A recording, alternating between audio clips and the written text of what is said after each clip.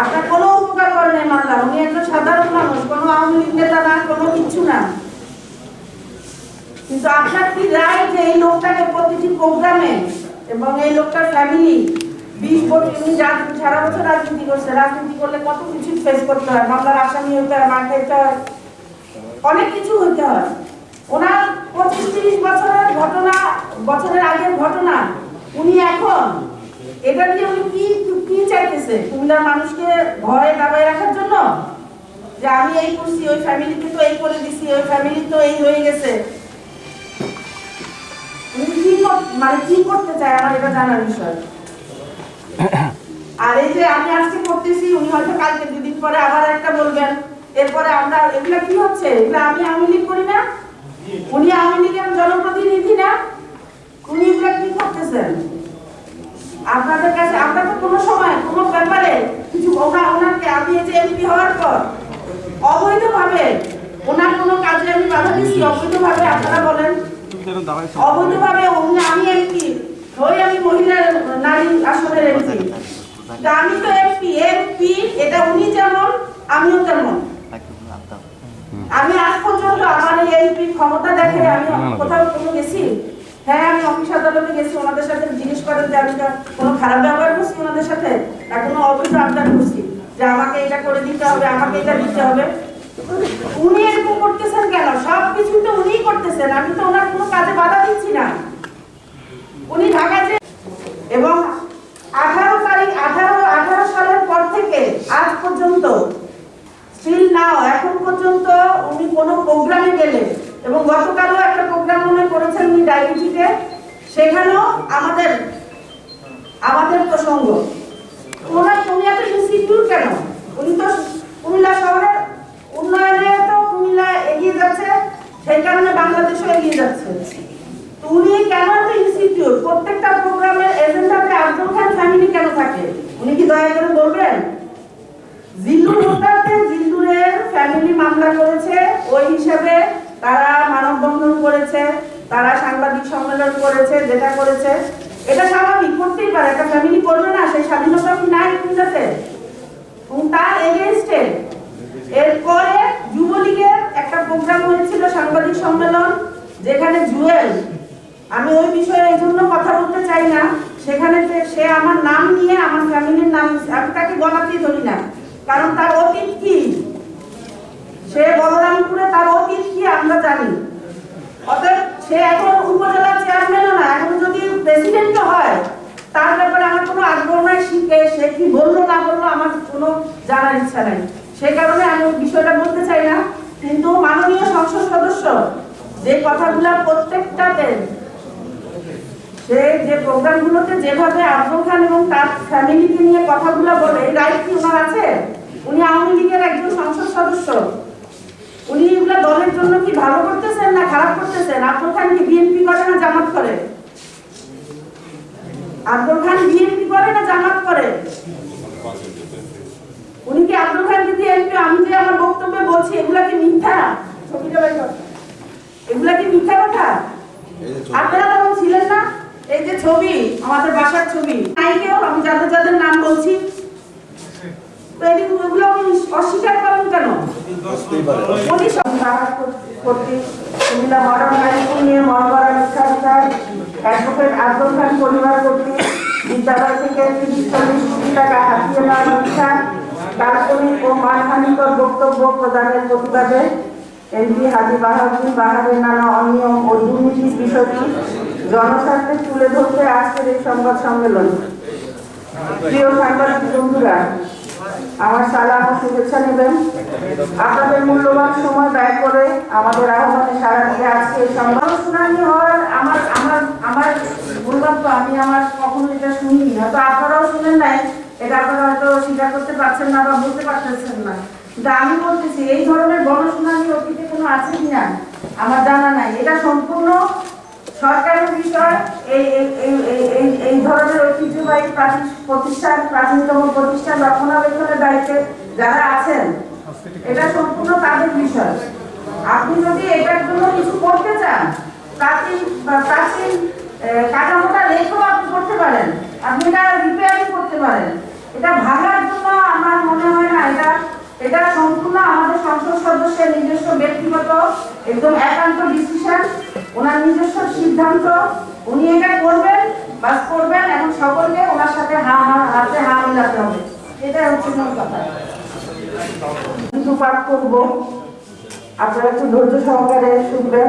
এরপরে আপনাদের যদি কিছু জানার থাকে আপনারা জিজ্ঞেস করবেন।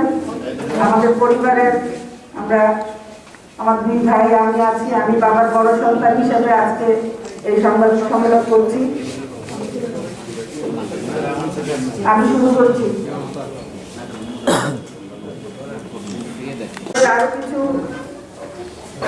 ব্যাপার নিয়ে কিছু মানে উদ্ধতপূর্ণ কথাবার্তা বলেছেন, সে কারণে আজকে সংবাদ সম্মেলন। পদ পদ্ধতি দিয়ে প্রতিষ্ঠিত করার ব্যাপারে যতটা সক্রিয়, যদি নিজ উদ্যোগে কোন জনহিতকর প্রতিষ্ঠান করার ব্যাপারে ততটাই সচেষ্ট হতেন, তাহলে তার 70 বছর বয়সে অন্তত একটি বক্তব্য হলেও করতে পারতেন। সারা জীবন মানুষকে তিনি ষড়যন্ত্রের মিথ্যা গল্প শুনিয়েছেন, অথচ সামান্য ক্ষমতা পেয়ে পুরো রাজনৈতিক কর্মকাণ্ড নিজের পরিবার এবং বংশগত সন্ত্রাসী আর মাদক ব্যবসায়ীদের দিয়ে কুক্ষিগত করেছেন। মহানগর আওয়ামী লীগের সাধারণ সম্পাদক তার আত্মীয়, মহানগর ছাত্রলীগের আহ্বায়ক তার আপন ভাতিজা, মহানগর যুবলীগের যুগ্ম আহ্বায়ক তার ভাতিজা, মহানগর কৃষক লীগের যুগ্ম আহ্বায়ক তার ভাতিজা। এখানে একটু ভুল আছে, একটা লাইন ভুল আসছে, আমি এটা কারেকশন করে বলতেছি। মহানগর স্বেচ্ছাসেবক লীগের সভাপতি জহুরুল ইসলাম বিন্টু এই সরকারের সময়কালে করা তালিকাভুক্ত শীর্ষ সন্ত্রাসী। এই হচ্ছে আমাদের পূর্বসূরি এবং অগ্রজের সততা ও কুমিল্লার অভিভাবকদের বিরল দৃষ্টান্ত।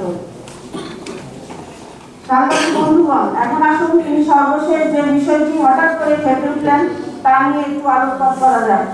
প্রসঙ্গত 135 বছরের ঐতিহ্যে লালিত স্থাপত্য শৈলীর অনন্য নিদর্শন কুমিল্লার কেন্দ্রস্থল কান্দিপাড়ে অবস্থিত বীরচন্দ্র গণপাঠাগার ও নগর মিলনায়তন ক্ষমতার 12তম বছরে এসে তিনি হঠাৎ করে আবিষ্কার করলেন যে টাউন হলটি বড়ই মলিন এবং জরাজীর্ণ, তাই কুমিল্লার উন্নয়নের জন্য এটাকে ভেঙে নতুন করে এটা নির্মাণ না করতে পারলে কুমিল্লাকে আর এগিয়ে নেওয়া যাচ্ছে না। আর কে না জানে কুমিল্লা এগুলোই বাংলাদেশে ঘুরে। আর 10টা কর্মকাণ্ডের মতো এখানেও তার বাণিজ্যিক মিশন এবং শুধুই বাণিজ্যিক লাভালাভের বিষয় জড়িত। আর্কিওলজি বিভাগে টাউন হল হস্তান্তর হলে কুমিল্লাবাসী কি হবে সে আলোচনার সাথে যে টাউন হলের জায়গায় নির্মিত তার মাঠে এটা কি হবে সেটাই বড় বিষয় হিসেবে আমাদের সামনে চলে আসবে। আর্কিওলজি বিভাগ অবশ্যই টাউন হলের সম্পত্তি ফেরত চাইবে, তবে তা কি তিনি ফেরত দিতে পারবেন? তিনি যে লিজের সম্পত্তি পজিশন বিক্রি করে বসে আছেন, এখন টাউন হলটি ভেঙে তার মার্কেট সহ পুরো প্রজেক্টটি সরকারি অর্থায়নে সম্পন্ন করতে পারলেই কেবল সব ফুল রক্ষা হয়, নইলে যে মার্কেটের সাথে সাথে ইজ্জত যায়, হাতে দড়ি পড়লেও খুব অভাব হওয়ার কিছু নেই। আর এই জন্যই টাউন হল ভাঙতে তিনি এত মরিয়া, এত হুমকি ধামকি, এত তর্জন গর্জন। আমরা ইতিমধ্যে এও জানতে পেরেছি তিনি রাতের অন্ধকারে লোক লাগিয়ে টাউন হল ভেঙে ফেলার চেষ্টা করতে পারেন। আমি আপনাদের মাধ্যমে কুমিল্লাবাসী, পুরো দেশবাসী এবং একই সাথে প্রশাসনিক বিষয়টি সম্পর্কে আগাম জানিয়ে রাখতে চাই। শুনলাম ঐতিহ্যবাহী টাউন হল হেরিটেজ ঘোষণা হবে কি হবে না, এজন্য গণশুনানি হবে। আমার জানা মতে জনসম্পৃক্ত বিষয়াবলী যেমন বিদ্যুৎ বিল, গ্যাস বিল, তেলের দাম ইত্যাদি বিষয়ে স্টেক হোল্ডারদের নিয়ে গণশুনানি হয়, পক্ষে বিপক্ষে যুক্তি বিনিময় হয়, কিন্তু হেরিটেজ ঘোষণা নিয়ে কেন গণশুনানি এমনটা কখনো শুনিনি।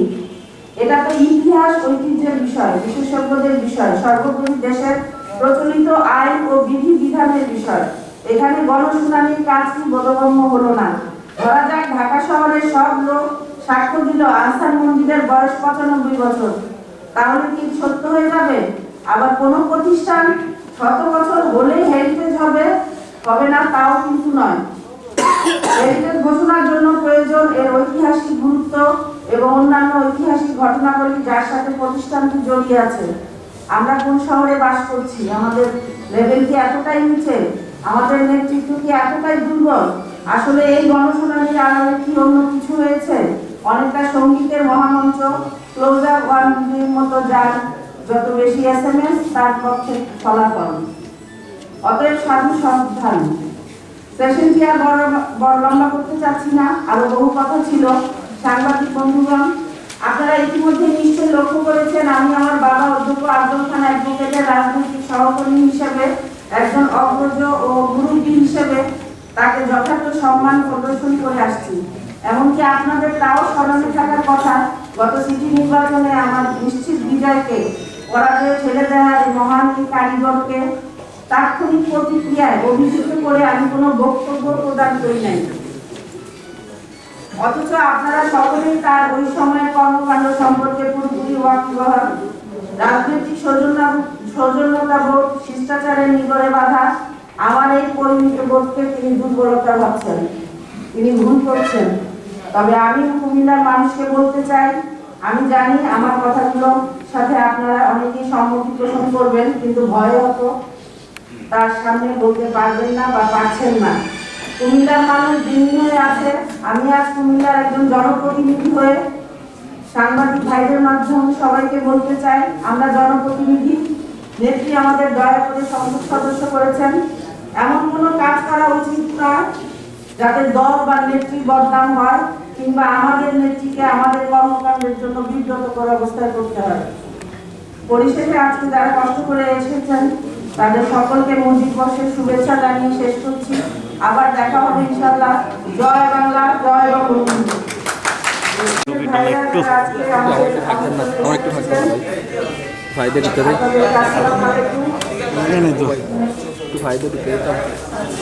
আজকের সাংবাদিক সম্মেলনটা মূলত হচ্ছে গত 3 তারিখে নির্ধারণী পর্যায়ের নেতা সাংবাদিক ভাইয়েরা এমপি বাসে যান, আপনারা ঢাকা শহরে নিয়ে এগুলো ছড়াচ্ছে। সীমা নিয়ে গেছে কি? সীমা কি অবৈধ? গত 12 বছর কুমিল্লার কেউ কি কোনো টেন্ডারে অংশগ্রহণ করতে পারছে কোন সেক্টরে? এখন সবাই করতেছে ওপেন, এখন সবাই ওপেন টেন্ডারে অংশগ্রহণ করতেছে। তো বৈধভাবে টেন্ডারে যদি পায় তার মানে কি নিয়ে যাওয়া নাকি? আর আপনি গত 12 বছর কি করছেন? এই যে বালুর মহল, গত 12 বছর কত টাকা দিয়ে বালুর মহল যে ওনার দখলে ছিল, ওনার লোকজনের দখলে, সরকারি খাতে কত টাকা দেওয়া হয়েছে? এই প্রথম বালুর মহল অন্য ইজারাদার পাওয়ার পরে 70 লক্ষ টাকা বেশি দিয়ে এম কনস্ট্রাকশন এটা পাইছে। তারপরও ওনার লোকজন এখনো অবৈধভাবে বালু তুলতেছে জোর করে, প্রশাসনকে ধমকায়ে। এগুলো কি? আমি তো কিছু করতেছি না, উনি তো এইটা ব্যাপারে তো আমি ও কর্মচারী এমপিভুক্ত ছিল। এর ফলে নন এমপিভুক্ত শিক্ষকদের মধ্যে হতাশা বিরাজ করত। তাই বিদ্যালয় কর্তৃপক্ষ নন এমপিও শিক্ষক ও কর্মচারীরা যেন বৈষম্যের শিকার না হয়, এজন্য এমপিভুক্ত শিক্ষকদের সম্মতিক্রমে এমপিও বিল বন্ধ রেখে তার সমপরিমাণ টাকা বিদ্যালয়ের তহবিল হতে প্রদান করার সিদ্ধান্ত নেন। কিন্তু পরে তারা তাদের সিদ্ধান্ত থেকে সরে দাঁড়ান। সেই সুযোগটি এমপি বাহার কাজে লাগিয়ে ঘোলা পানিতে মাছ শিকার করছেন। 3, এমপি বাহার সাহেব অভিযোগ করেন যে অধ্যক্ষ আব্দুল খান সাহেব বিদ্যালয় হতে প্রায় 30-40 কোটি টাকা আত্মসাৎ করেছেন। অভিযোগটি সম্পূর্ণ মিথ্যা, কাল্পনিক ও উদ্দেশ্যমূলক। বিদ্যালয়ের উত্তর পাশের 5 তলা ভবনটি নির্মাণ বাবদ প্রায় 5 কোটি টাকা ব্যয় হয়।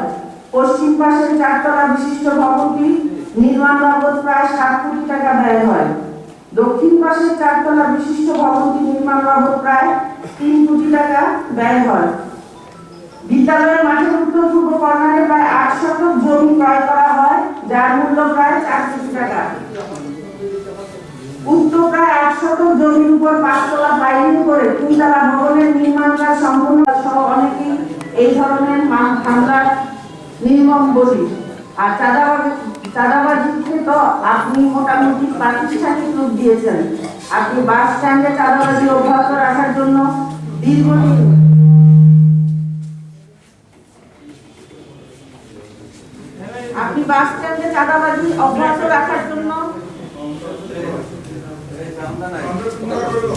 দীর্ঘদিন চমচুগির বাস স্ট্যান্ড কিভাবে আটকে রেখেছিলেন তা এই জনপদের মানুষ দীর্ঘকাল প্রত্যক্ষ করেছে। যে কোনো ব্যবসা বাণিজ্য থেকে কমিশন খাওয়ার ব্যাপারে আবে এই বিষয়ে আমাকেও আমার পরিবারের বিষয় কিভাবে বিষোদগার করা হচ্ছে এ ব্যাপারে আমার কিছু বক্তব্য আপনাদের এবং আপনাদের মাধ্যমে কুমিল্লাবাসীর কাছে তুলে ধরতে চাই। তালিকাভুক্ত অস্ত্রবাদ সন্ত্রাসী ও ক্যাডার সিন্ডিকেটের মাধ্যমে এমপি বাহার সাহেব দখল যত্নে মেতে উঠেছেন।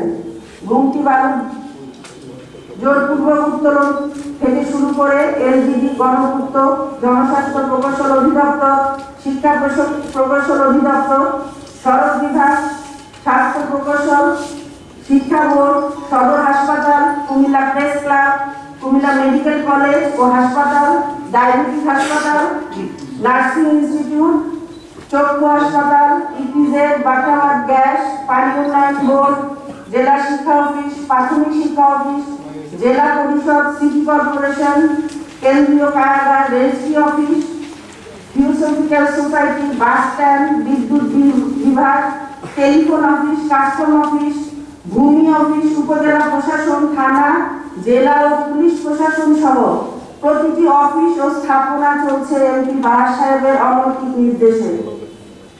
প্রতিটি অফিস তার লোকজনের নেতৃত্বে ও তার নির্দেশে গঠিত সিন্ডিকেট নিয়ন্ত্রণ করছে। এসব বিষয়ে কুমিল্লার সবাই অবগত আছেন। এবছর এমপি বাহার সাহেবের লোকজন গুমতি নদীর বানু মহলের ইজারা না পাওয়ায় তিনি বেসামাল হয়ে গেছেন। তিনি গত 3 ডিসেম্বর সাংবাদিক সম্মেলনে বলেছেন, গুমতিতে নাকি বানু নাই, বানু করা বন্ধ করে দিতে হবে। আমার প্রশ্ন হচ্ছে, জেলা প্রশাসন ইজারা দিয়েছেন 1 বছরের জন্য, সময় শেষ না হতে এমপি বাহার সাহেব বানু মহল বন্ধ করার হুকুম দেবাচ্ছে, উদ্দেশ্যটা কি? প্রিয় সাংবাদিক বন্ধুরা, আপনারা নিশ্চয় দেখেছেন যুবলীগের কর্মী জিল্লুর রহমান চৌধুরী জিলানী হত্যাকাণ্ডের ঘটনায় তার পরিবারের দায়ের করা মামলার আসামিরা বীর দর্পে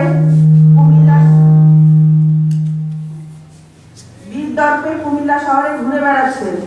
প্রশাসন তাদের গ্রেফতার করছে না। আপনারা দেখছেন কিভাবে আমাদের সংসদ সদস্য এই হত্যাকারীদের প্রোটেকশন দিচ্ছেন, কিভাবে এই হত্যাকাণ্ডটিকে চোরা বাজার কেন্দ্রিক ভাগাভাগি জনিত কারণে খুন বলছেন, যেন বাজার ভাগাভাগি জনিত কারণে হত্যাকাণ্ড যায়। এই জায়গাটিতে স্থানীয় সংসদ সদস্য কি সততা এবং অসত্যের আশ্রয় নিয়েছেন তা আপনাদের সামনে উল্লেখ করতে চাই। জিলানীগত সিটি কর্পোরেশন নির্বাচনে কাউন্সিলর পদে নির্বাচন করেছিলেন। তিনি আমার সাথে রাজনৈতিকভাবে সম্পৃক্ত ছিলেন। আমার সাথে রাজনৈতিক সংশ্লেষ এর কারণেই কুমিল্লা শহরে সাইফুল হত্যাকাণ্ডে তাকে আসামি করা হয়েছিল। তখন রাজনৈতিক প্রতিহিংসার কারণে কাউন্সিলর আবুল হাসান এবং আব্দুল সাত্তারের যোগসাজশে ও পরামর্শে আব্দুল্লাহ আল মাহমুদ শহীদ ও বেচিকা শহীদের সুপারিশে তাকে সাইফুল হত্যা মামলায় জড়ানো হয়। আপনারা নিশ্চয়ই অবগত আছেন, নিহত সাইফুলের অনেকগুলো শক্ত সমর্থক সম্পন্ন ভাই থাকা সত্ত্বেও শুধুমাত্র এই ধরনের অন্যায়গুলো করার জন্য সাইফুল হত্যা মামলার বাদী করা হয় সরকারের করা এই জেলার শীর্ষ তালিকাভুক্ত সন্ত্রাসী জহিরুল ইসলাম রিন্টুকে। এই হত্যাকাণ্ডটি বুঝতে হলে আরেকটু অতীতে যেতে হবে। ঠিক একই কারণে, অর্থাৎ রাজনৈতিক প্রতিহিংসা বশত আজ থেকে 2 বছর আগে একই জায়গায় জেলা ছাত্রলীগের সাবেক সাংগঠনিক সম্পাদক দেলোয়ারকে খুন করা হয়। তখনও এক ধরনের গোজামিন দিয়ে মাত্র 2 জনকে আসামি করে একটি হত্যা মামলা দায়ের করা হয়।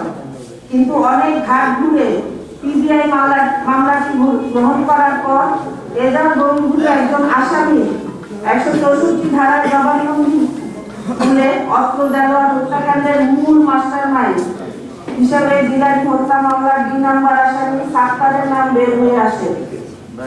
সেটা গত সেপ্টেম্বর মাসের কথা। তখন সাত্তারকে গ্রেফতার করা হলে আর জিলানী হত্যাকাণ্ড আমাদের দেখতে হতো না। আপনাদের মাধ্যমে দেশবাসী ও প্রশাসনের কাছে আমার প্রশ্ন, কার ক্ষমতার জোরে সাত্তার গ্যাংদের গত 2 মাসে গ্রেফতার করা হলো না? সমস্ত এজেন্সি রিপোর্টে মাদক ব্যবসার সাথে যে কয়েকজনের নাম উঠে আসে তাদের মধ্যে চিকা শহীদ অন্যতম। দেলোয়ার খুনের সাথে জড়িত চিহ্নিত ভারতীয় খুনি রেজাউল, কাউন্সিলর হাসান, কাউন্সিলর সাত্তারের সাথে মাদক ব্যবসার সংশ্লিষ্টতার সুবাদে এই টিকা শ্রমিকের নিবিড় যোগাযোগ আছে, তার প্রমাণ আমাদের কাছে আছে এবং নিশ্চিতভাবে সরকারের বিভিন্ন সংস্থার কাছেও আছে। আমরা দেলোয়ার এবং জিলানি হত্যাকাণ্ডের সুষ্ঠু বিচার চাই। আমরা যুবলীগের যুগ্ম আহ্বায়ক কর্তৃক সংগঠিত আক্তার হত্যার বিচার চাই। আমরা এমপি বাহার সাহেবের ভাতিজা সমু হত্যার বিচার চাই। দুঃখজনক এবং নির্মম সত্যটি হলো এমপি বাহার সাহেবের পালিত সন্ত্রাসীদের দ্বারাই সমু খুন হয়েছিল। সবচাইতে হৃদয় বিদারক সত্যটি হলো এই সমু হত্যাকাণ্ডের আসামিরা এখনো তার সাথেই আছে। আমরা ন্যায় বিচার, কেবলমাত্র ন্যায় বিচার চাই। কিন্তু এটিও বাস্তবতা যে নিজেকে স্বঘোষিত কুমিল্লার অভিভাবক হিসেবে দাবি করা আমাদের সংসদ সদস্য সে পথে হাঁটতে মোটেও প্রস্তুত নন। সমস্ত খুনিদের সাথে নিয়েই তার পথ চলা। জাহিদ বাবু, দুলাল, দেলোয়ার, আক্তার, সুমু এবং সর্বশেষ জিলানি হত্যাকাণ্ডের সমস্ত খুনিরাই তার ওনার ঘরে আছে। এখন থেকে তিনি দুটো সুবিধা পান। প্রথমত শহরের সব মানুষের মনোযোগে একটা ভয়ের সংস্কৃতি ছড়িয়ে দেওয়া এবং দ্বিতীয়ত খুনিদের প্রশাসনের ভয় দেখিয়ে নিজের বশে রাখা। প্রশ্ন হচ্ছে, এসবের উদ্দেশ্য কি? নিজের সমস্ত অপকর্মের ব্যাপারে মানুষকে চুপ করিয়ে রেখে লুটপাট, নিরঙ্কুশ করা? তা না হলে কখনো কখনো তিনি এতটা উচ্চ কণ্ঠ হলেও কোনো কোনো ক্ষেত্রে তার রহস্যজনক নিরাপত্তা মানুষকে উদ্বিগ্ন করে বইটি। অস্ত্রের মুখে সরকারি মহল ব্যয় প্রায় 8 কোটি টাকা, 4 কোটি টাকা। গত 1/1/1993 হতে 30/6/2016 পর্যন্ত শিক্ষক কর্মচারীদের বেতন বাড়ানোর বাবদ কয়েক কোটি টাকা ব্যয় করা হয়। আসবাবপত্র, বিজ্ঞানাগার বাবদ প্রায় কোটি টাকা ব্যয় হয়। এভাবে ধীরে ধীরে আমার বাবা অধ্যক্ষ আব্দুল খান অ্যাডভোকেট মডার্ন হাই স্কুল প্রতিষ্ঠা করেন। প্রিয় সাংবাদিক বন্ধুরা, আমরা অতীতকে দ্রুত ভুলে যাই, কিন্তু তা উচিত নয়। বড়দের মুখে সবসময় শুনে আসছি অতীত মনে রেখে আগামী পথ চলতে হয়, আর ভবিষ্যৎ চিন্তা করে বর্তমানের কর্মকাণ্ড পরিচালনা করতে হয়। কথাটা এই জন্য বললাম, আমাদের সদর আসনের এমপি বাহার সাহেব কিভাবে 2008 সালে নৌকার মনোনয়ন পেয়েছেন এবং নৌকার মনোনয়ন পেয়ে নির্বাচনে জয়ী হয়েছেন তা হয়তো এমপি বাহার সাহেব ভুলে গেছেন। সেদিন আমার বাবা বর্ষিয়ান রাজনীতিবিদ অধ্যক্ষ আব্দুল খানের পায়ে ধরে সহানুভূতি ভিক্ষা চাওয়া, আমার ভাই ইমরানকে ফোনে অনুনয় বিনয় করা ও নোমানকে বুকে জড়িয়ে ধরে কান্না করা এবং এই বলে ওয়াদা করা, এবার আমাকে সুযোগ করে দাও, আমি আব্দুল ভাইকে প্রাপ্য সম্মান দেব ও মূল্যায়ন করব। সেদিন তার সাথে জমিরুদ্দিন খান জম্পি, হেলালুদ্দিন আহমেদ, কায়ুম খান বাবুল, আনিসুল হক মিঠু, আব্দুল হাই বাবলু সহ অনেকেই ছিলেন। নির্বাচনের আগের দিনও এমপি বাহারের অনুসারী ও খুব কাছের লোক তারা আমার বাবাকে বলেছিলেন যে আপনি তার নির্বাচনে কাজ করবেন না, যদি করেন তাহলে তা হবে জীবনের সবচেয়ে বড় ভুল। তখন আমার বাবা অ্যাডভোকেট আব্দুল খান উত্তরে বলেছিলেন, বঙ্গবন্ধু কন্যা জননেত্রী শেখ হাসিনার নির্দেশ নৌকার বিজয় নিশ্চিত করতে হবে। সেই প্রেক্ষাপটে বর্ষিয়ান রাজনীতিবিদ অ্যাডভোকেট আব্দুল খানের রাজনৈতিক দূরদর্শিতা ও সাহসী সিদ্ধান্তের আলোকে নৌকার প্রতীক নিয়ে এমপি বাহার সাহেবকে বিজয়ী করে আনেন। সেই এমপি বাহার সাহেব নির্বাচনে জয়ী হওয়ার পরপরই অ্যাডভোকেট আব্দুল খান ও তার পরিবারের রাজনীতি, অর্থনীতি ও সামাজিকভাবে ধ্বংস করার ষড়যন্ত্রে লিপ্ত হন, যা আজও চলমান। তিনি আব্দুল খান সাহেবকে মূল্যায়ন করেন তার 3 ছেলেকে মামলার আসামি করে এবং তার শ্রম, ঘাম, অর্থে করা প্রতিষ্ঠান দখল করে। সাংবাদিক বন্ধুরা, আপনারা নিশ্চয়ই সাম্প্রতিক ঘটনাগুলি পর্যবেক্ষণ করছেন এবং দেখেছেন সম্প্রতি ঘটে যাওয়া একটি নির্মম হত্যাকাণ্ডকে কিভাবে মহাবিশ্বের ধামাচাপা দিতে চাইছে। এই বিষয়ে আমাদের স্থানীয় সংসদ সদস্য এমপি বাহার সাহেবের অনভিপ্রেত, অসংগত, ঔদ্ধত্যপূর্ণ, সর্বোপরি অসত্য বক্তব্য নিশ্চয়ই আপনাদের নজর এড়ায়নি। আপনারা নিশ্চয়ই এটাও দেখেছেন সম্পূর্ণ অযৌক্তিক ও সহ অনেকেই এই ধরনের হামলার নির্মম বলি। আর চাঁদাবাজিকে তো আপনি মোটামুটি প্রাতিষ্ঠানিক রূপ দিয়েছেন। আপনি বাস স্ট্যান্ডে চাঁদাবাজি অব্যাহত রাখার জন্য দীর্ঘদিন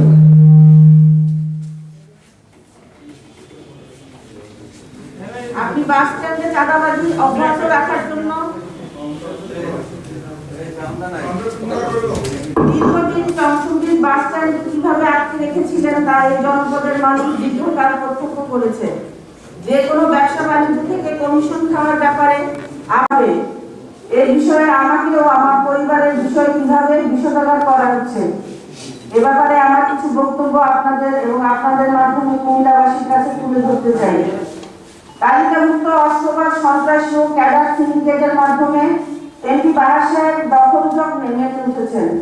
গুমটি বালু জোরপূর্বক উত্তোলন থেকে শুরু করে এলজিডি, গণপূর্ত, জনস্বাস্থ্য প্রকৌশল অধিদপ্তর, শিক্ষা প্রকৌশল অধিদপ্তর, সড়ক বিভাগ, স্বাস্থ্য প্রকৌশল, শিক্ষা বোর্ড, সদর হাসপাতাল, Comilla press club, Comilla medical college ও হাসপাতাল, ডায়াবেটিস হাসপাতাল, নার্সিং ইনস্টিটিউট, চক্ষু হাসপাতাল, ইপিজেড, বাটাবাদ গ্যাস, পানি উন্নয়ন বোর্ড, জেলা শিক্ষা অফিস, প্রাথমিক শিক্ষা অফিস, জেলা পরিষদ, সিটি কর্পোরেশন, কেন্দ্রীয় কারাগার, registry office, theosophical society, bus stand, বিদ্যুৎ বিভাগ, টেলিফোন অফিস, কাস্টম অফিস, ভূমি অফিস, উপজেলা প্রশাসন, থানা, জেলা ও পুলিশ প্রশাসন সহ প্রতিটি অফিস ও স্থাপনা চলছে এমপি বাহার সাহেবের অমৌখিক নির্দেশে। প্রতিটি অফিস তার লোকজনের নেতৃত্বে ও তার নির্দেশে গঠিত সিন্ডিকেট নিয়ন্ত্রণ করছে। এসব বিষয়ে কুমিল্লার সবাই অবগত আছেন। এবছর এমপি বাহার সাহেবের লোকজন গুমতি নদীর বানু মহলের ইজারা না পাওয়ায় তিনি বেসামাল হয়ে গেছেন।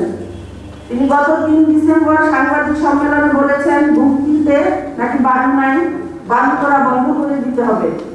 আমার প্রশ্ন হচ্ছে, জেলা প্রশাসন ইজারা দিয়েছেন 1 বছরের জন্য, সময় শেষ না হতে এমপি বাহার সাহেব বানু মহল বন্ধ করার হুকুম দেওয়াচ্ছে, উদ্দেশ্যটা কি? প্রিয় সাংবাদিক বন্ধুরা, আপনারা নিশ্চয় দেখেছেন যুবলীগের কর্মী জিল্লুর রহমান চৌধুরী জিলানী হত্যাকাণ্ডের ঘটনায় তার পরিবারের দায়ের করা মামলার আসামিরা বীর দর্পে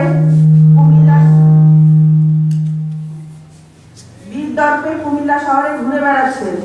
প্রশাসন তাদের গ্রেফতার করছে না। আপনারা দেখছেন কিভাবে আমাদের সংসদ সদস্য এই হত্যাকারীদের প্রোটেকশন দিচ্ছেন, কিভাবে এই হত্যাকাণ্ডটিকে চোরা বাজার কেন্দ্রিক ভাগাভাগি জনিত কারণে খুন বলছেন, যেন বাজার ভাগাভাগি জনিত কারণে হত্যাকাণ্ড যায়। এই জায়গাটিতে স্থানীয় সংসদ সদস্য কি সততা এবং অসত্যের আশ্রয় নিয়েছেন তা আপনাদের সামনে উল্লেখ করতে চাই। জিলানীগত সিটি কর্পোরেশন নির্বাচনে কাউন্সিলর পদে নির্বাচন করেছিলেন। তিনি আমার সাথে রাজনৈতিকভাবে সম্পৃক্ত ছিলেন। আমার সাথে রাজনৈতিক সংশ্লেষ এর কারণেই কুমিল্লা শহরে সাইফুল হত্যাকাণ্ডে তাকে আসামি করা হয়েছিল। তখন রাজনৈতিক প্রতিহিংসার কারণে কাউন্সিলর আবুল হাসান এবং আব্দুল সাত্তারের যোগসাজশে ও পরামর্শে আব্দুল্লাহ আল মাহমুদ শহীদ ও বেচিকা শহীদের সুপারিশে তাকে সাইফুল হত্যা মামলায় জড়ানো হয়। আপনারা নিশ্চয়ই অবগত আছেন, নিহত সাইফুলের অনেকগুলো শক্ত সমর্থক সম্পন্ন ভাই থাকা সত্ত্বেও শুধুমাত্র এই ধরনের অন্যায়গুলো করার জন্যই সাইফুল হত্যা মামলার বাদী করা হয় সরকারের করা এই জেলার শীর্ষ তালিকাভুক্ত সন্ত্রাসী জহিরুল ইসলাম রিন্টুকে। এই হত্যাকাণ্ডটি বুঝতে হলে আরেকটু অতীতে যেতে হবে। ঠিক একই কারণে, অর্থাৎ রাজনৈতিক প্রতিহিংসা বশত আজ থেকে 2 বছর আগে একই জায়গায় জেলা ছাত্রলীগের সাবেক সাংগঠনিক সম্পাদক দেলোয়ারকে খুন করা হয়। তখনও এক ধরনের গোজামিন দিয়ে মাত্র 2 জনকে আসামি করে একটি হত্যা মামলা দায়ের করা হয়। কিন্তু অনেক ঘাট ঘুরে পিবিআই মামলাটি গ্রহণ করার পর এজার বঙ্গুলে একজন আসামি 164 ধারার জবানবন্দি তুলে অস্ত্র দেওয়ার হত্যাকাণ্ডের মূল মাস্টারমাইন্ড হিসেবে জিলানী হত্যা মামলার 2 নম্বর আসামি সাত্তারের নাম বের হয়ে আসে। সেটা গত সেপ্টেম্বর মাসের কথা। তখন সাত্তারকে গ্রেফতার করা হলে আর জিলানী হত্যাকাণ্ড আমাদের দেখতে হতো না। আপনাদের মাধ্যমে দেশবাসী ও প্রশাসনের কাছে আমার প্রশ্ন, কার ক্ষমতার জোরে সাত্তার গ্যাংদের গত 2 মাসে গ্রেফতার করা হলো না? সমস্ত এজেন্সি রিপোর্টে মাদক ব্যবসার সাথে যে কয়েকজনের নাম উঠে আসে তাদের মধ্যে চিকা শহীদ অন্যতম। দেলোয়ার খুনের সাথে জড়িত চিহ্নিত ভারতীয় খুনি রেজাউল, কাউন্সিলর হাসান, কাউন্সিলর সাত্তারের সাথে মাদক ব্যবসার সংশ্লিষ্টতার সুবাদে এই চিকা শহীদের নিবিড় যোগাযোগ আছে। তার প্রমাণ আমাদের কাছে আছে এবং নিশ্চিতভাবে সরকারের বিভিন্ন সংস্থার কাছেও আছে। আমরা দেলোয়ার এবং জিলানি হত্যাকাণ্ডের সুষ্ঠু বিচার চাই। আমরা যুবলীগের যুগ্ম আহ্বায়ক কর্তৃক সংগঠিত আক্তার হত্যার বিচার চাই। আমরা এমপি বাহার সাহেবের ভাতিজা সমু হত্যার বিচার চাই। দুঃখজনক এবং নির্মম সত্যটি হলো এমপি বাহার সাহেবের পালিত সন্ত্রাসীদের দ্বারাই সমু খুন হয়েছিল। সবচাইতে হৃদয় বিদারক সত্যটি হলো এই সমু হত্যাকাণ্ডের আসামিরা এখনো তার সাথেই আছে। আমরা ন্যায় বিচার, কেবলমাত্র ন্যায় বিচার চাই। কিন্তু এটিও বাস্তবতা যে নিজেকে স্বঘোষিত কুমিল্লার অভিভাবক হিসেবে দাবি করা আমাদের সংসদ সদস্য সে পথে হাঁটতে মোটো প্রস্তুত নন। সমস্ত খুনিদের সাথে নিয়েই তার পথ চলা। জাহিদ বাবু, দুলাল, দেলোয়ার, আক্তার, সুমু এবং সর্বশেষ জিলানি হত্যাকাণ্ডের সমস্ত খুনিরাই তার ওনার ঘরে আছে। এখন থেকে তিনি দুটো সুবিধা পান।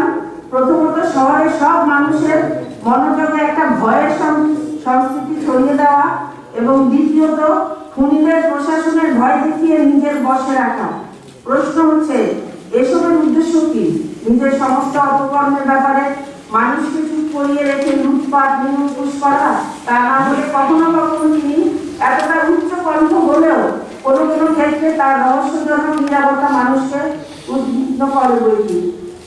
অস্ত্রের মুখে সরকারি ব্যয় প্রায় 8 কোটি টাকা, 4 কোটি টাকা। গত 1/1/1993 হতে 30/6/2016 পর্যন্ত শিক্ষক কর্মচারীদের বেতন বাড়াতে বাবদ কয় কোটি টাকা ব্যয় করা হয়। আসবাবপত্র, বিজ্ঞানাগার বাবদ প্রায় কোটি টাকা ব্যয় হয়। এভাবে ধীরে ধীরে আমার বাবা অধ্যক্ষ আব্দুল খান অ্যাডভোকেট মডার্ন হাই স্কুল প্রতিষ্ঠা করেন। প্রিয় সাংবাদিক বন্ধুরা, আমরা অতীতকে দ্রুত ভুলে যাই, কিন্তু তা উচিত নয়।